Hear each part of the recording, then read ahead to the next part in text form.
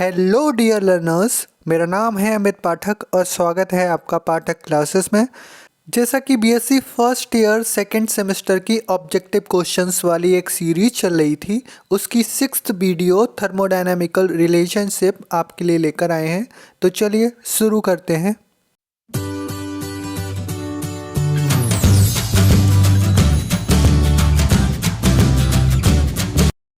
इस वीडियो में थर्मोडायनामिकल रिलेशनशिप के कंप्लीट इम्पॉर्टेंट ऑब्जेक्टिव्स रखे गए हैं जो कि आपके एग्ज़ाम्स के लिए बहुत ही ज़्यादा इम्पॉर्टेंट हैं।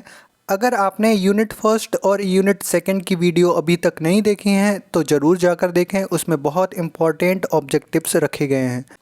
पहला क्वेश्चन है हमारा, the Clausius Clapeyron equation is. Options हमें दे रखे हैं dp/dt is equal to L/T v2 - v1, dp/dt is equal to T/L v2 - v1, और ऑप्शन सी दे रखा है dp/dt is equal to T into में L v2 - v1, none of these.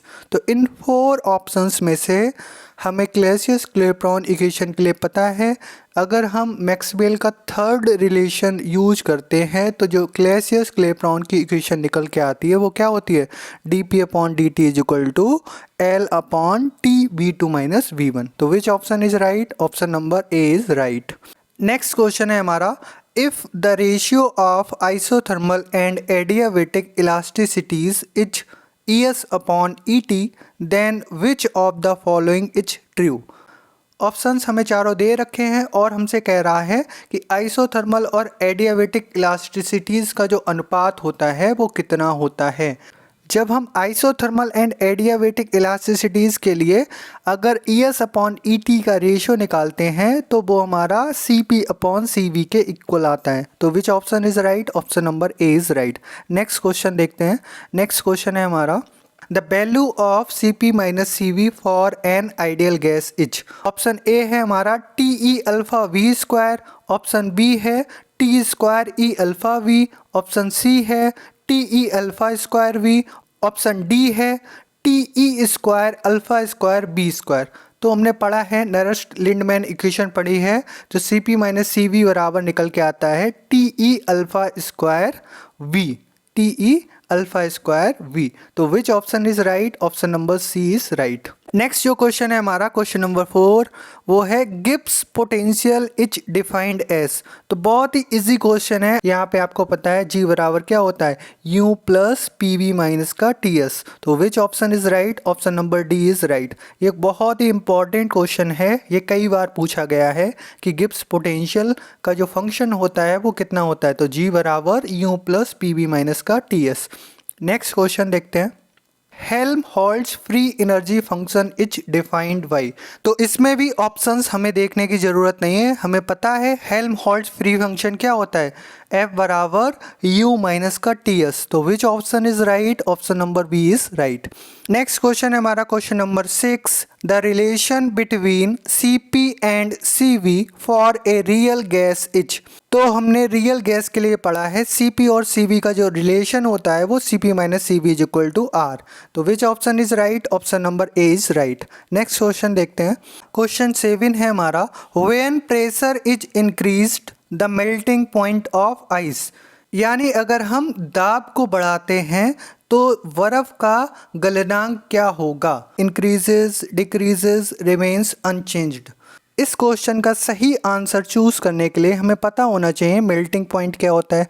Melting point एक ऐसा पॉइंट होता है जहां पर मटेरियल सॉलिड से लिक्विड में चेंज होता है, और यहाँ पर क्या हो रहा है, यहाँ पर प्रेशर इंक्रीज हो रहा है। यहाँ पे हमारा प्रेशर इंक्रीज होगा। अब प्रेशर इंक्रीज होगा तो वॉल्यूम कैसा होगा, डिक्रीज हो जाएगा। वॉल्यूम डिक्रीज होने से क्या होगा, वाटर का वॉल्यूम आइस से कम हो जाएगा, और मेल्टिंग पॉइंट भी इसका कैसा होगा, मेल्टिंग पॉइंट भी डिक्रीज हो जाएगा। तो which option is right? Option number B is right. यानी अगर आप प्रेशर को इंक्रीज करेंगे तो आइस का मेल्टिंग पॉइंट डिक्रीज होगा। नेक्स्ट क्वेश्चन देखते हैं। क्वेश्चन 8 है हमारा, the temperature of inversion TI of A gas is. ये तो बिल्कुल ही सिंपल क्वेश्चन है, हमने पढ़ा है टेम्परेचर ऑफ इन्वर्जन में TI बराबर होता है 2A/RV। तो which option is right? Option number B is right. Next question देखते हैं। नाइन्थ क्वेश्चन है two blocks of ice when pressed together joints to form one block because. यानी question में हमें कह रहा है कि अगर हम आइस के टू ब्लॉक्स को लेकर के उन्हें प्रेस्ड करके एक ब्लॉक बनाते हैं तब क्या होता है। ऑप्शंस में है of heat produced during pressing, यानी प्रेस करने पर हीट प्रोड्यूस करता है। Of cold produced during pressing, यानी प्रेस करने पर कोल्ड प्रोड्यूस करता है। ऑप्शन सी कह रहा है melting point of ice decreases with increase of pressure, यानी दाब बढ़ाने पर मेल्टिंग पॉइंट डिक्रीज होता है। ऑप्शन डी कह रहा है melting point of ice increases with increase of pressure. हम जानते हैं कि जो आइस का मेल्टिंग पॉइंट होता है वो मेल्टिंग पॉइंट डिक्रीज होता है किसकी वजह से, प्रेशर की वजह से। यानी अगर प्रेशर आपका इंक्रीज होगा तब उसका मेल्टिंग पॉइंट डिक्रीज होगा। यानी which option is right, option number C is right.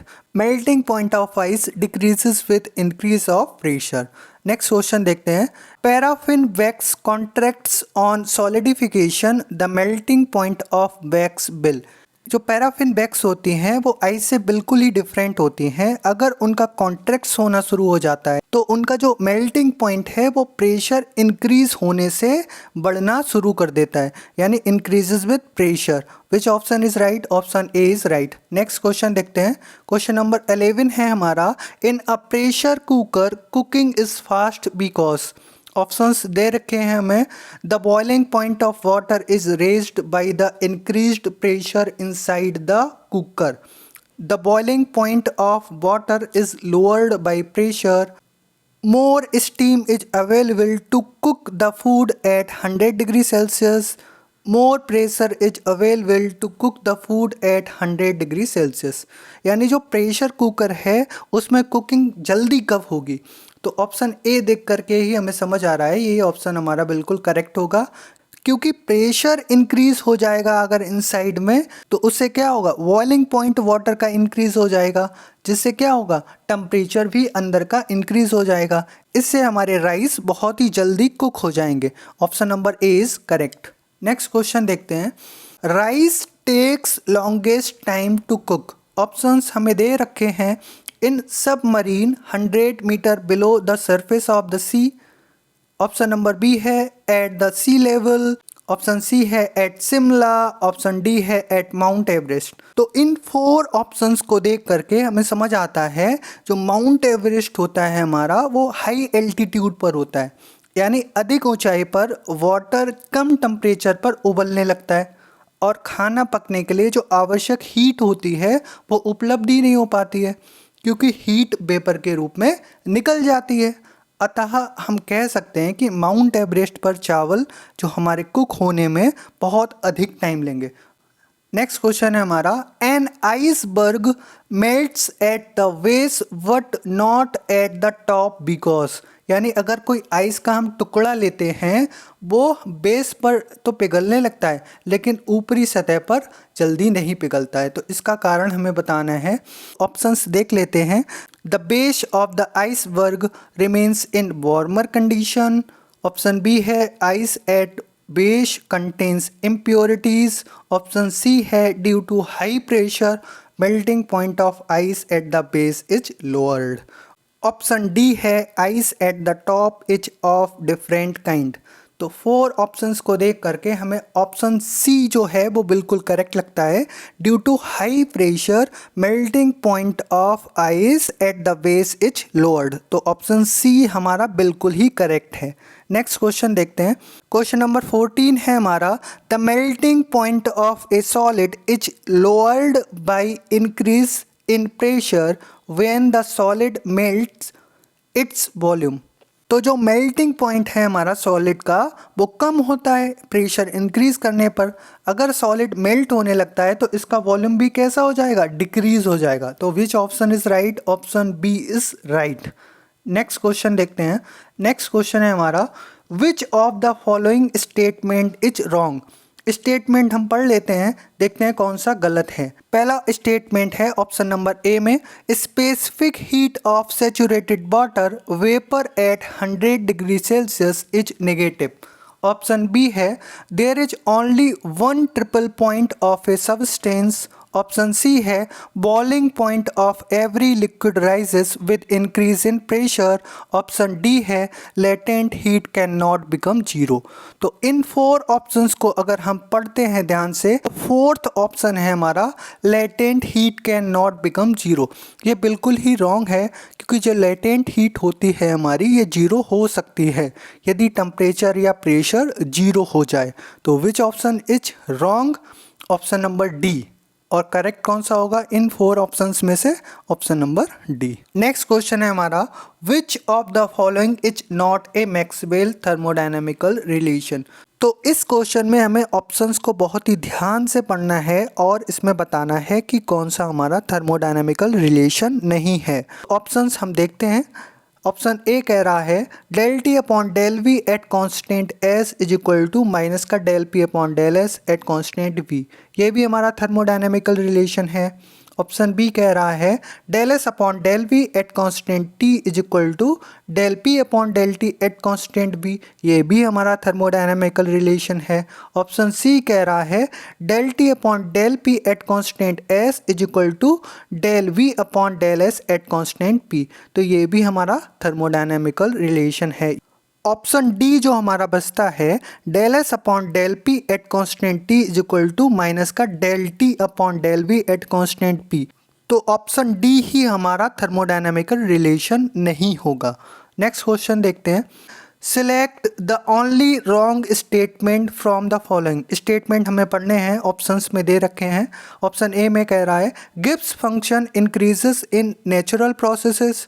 Option B कह रहा है Gibbs function remains constant in isothermal isobaric processes. Change in enthalpy during an isobaric process is equal to the heat transferred. Option D कह रहा है in a throttling process the initial and final enthalpies are equal. तो इन 4 options को पढ़ करके जो हमारा रॉन्ग स्टेटमेंट है वो पहला वाला है Gibbs function increases in natural processes. क्योंकि हमें पता है गिब्स फंक्शन एक स्टेट फंक्शन होता है और यह एक्सटेंसिव प्रॉपर्टी को शो करता है। ये स्पॉन्टेनियस चेंज में हमेशा डिक्रीज होता है, इंक्रीज नहीं होता। और ये ऑप्शन हमारा कह रहा है कि नेचुरल प्रोसेस में कैसा होता है, इंक्रीज होता है, जबकि नेचुरल प्रोसेस हमारी स्पॉन्टेनियस प्रोसेस है। नेक्स्ट क्वेश्चन देखते हैं। Hydrogen and helium at normal temperature source heating effect, cooling effect, sometime cooling and sometime heating, none of these. हम जानते हैं कि इन्वर्जन टेम्परेचर की वजह से hydrogen and helium normal temperature पर हीटिंग इफेक्ट को शो करते हैं। तो which option is right? Option number A is right. Next question देखते हैं। क्वेश्चन नंबर 19 है हमारा मैक्सवेल थर्मोडायनेमिक रिलेशन इज। पहला ऑप्शन है del S upon del T at constant T is equal to del P upon del V at constant T. ये तो बिल्कुल नहीं है। ऑप्शन बी है del T upon del V at constant S is equal to minus का del P upon del S at constant V. ये हमारा thermodynamic relation हमें लग रहा है। ऑप्शन सी भी पढ़ लेते हैं। ऑप्शन सी है हमारा del T upon del P at constant P is equal to del B upon del P at constant P. ये भी बिल्कुल नहीं होगा। ऑप्शन डी है नन ऑफ द एबव। तो ऑप्शन बी हमारा बिल्कुल ठीक ऑप्शन है। नेक्स्ट क्वेश्चन देखते हैं। क्वेश्चन नंबर 20, ये आज का हमारा लास्ट क्वेश्चन है। क्वेश्चन है specific heat of saturated water vapour at 100 degree Celsius is. Options हैं 0, positive, negative, sometime positive, sometime negative. हम जानते हैं कि 100 डिग्री सेल्सियस पर सैचुरेटेड वाटर वेपर के लिए टेम्परेचर बढ़ाकर कुछ मात्रा में हीट को रिमूव करना पड़ता है, और हीट रिमूव करने से स्पेसिफिक हीट इसकी क्या हो जाती है? नेगेटिव।